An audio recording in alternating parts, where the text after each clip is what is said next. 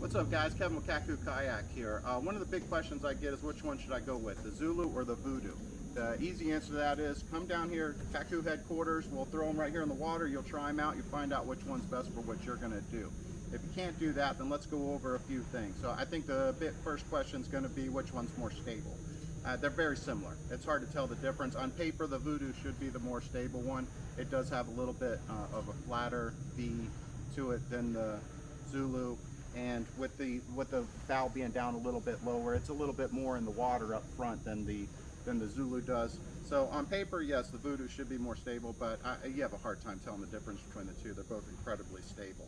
All right, so let's go over other factors. If you're wanting pedal drive, Zulu is your only option. It's the only one that can be either fitted with the pedal drive when you order it, or you can do it later. It's an easy add-on. Okay, so secondly, let's talk about deck space. They're both 35 inches wide at the base.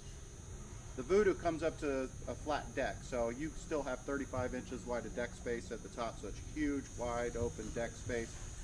The Zulu, you got the recessed area, it tapers in a little bit, so you don't have as wide of a deck space, but it's still really large deck space. So now, this one does have that recessed area, so some people are more comfortable with this little bit of a recessed area around here, so that may be a factor for you.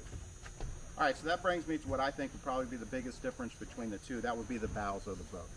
So you'll see on the Zulu, you got this raised bow, very defined V in this displacement hull. This is made for cruising, cutting through water and cruising over and chop nicely.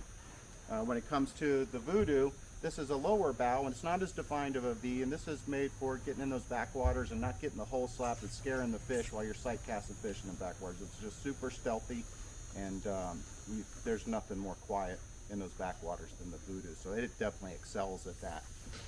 So that would be the biggest difference. Now when it comes to another question I get is about motorizing. You can motorize them both. We have lots of options for motorizing them. Obviously the Zulu is the only one that can motorize towards the front, which is good for your wireless trolling motors. But other than that, they can both be motorized very well. So I think those are the biggest questions, and hopefully that helps you. I'm always available to answer questions, so call me, email me, shoot me a comment and ask me to get back with you, whatever you need to do. And if there's something I didn't cover or anything, just feel free to comment in here and let me see if I can't cover that, or just get with you and answer your questions.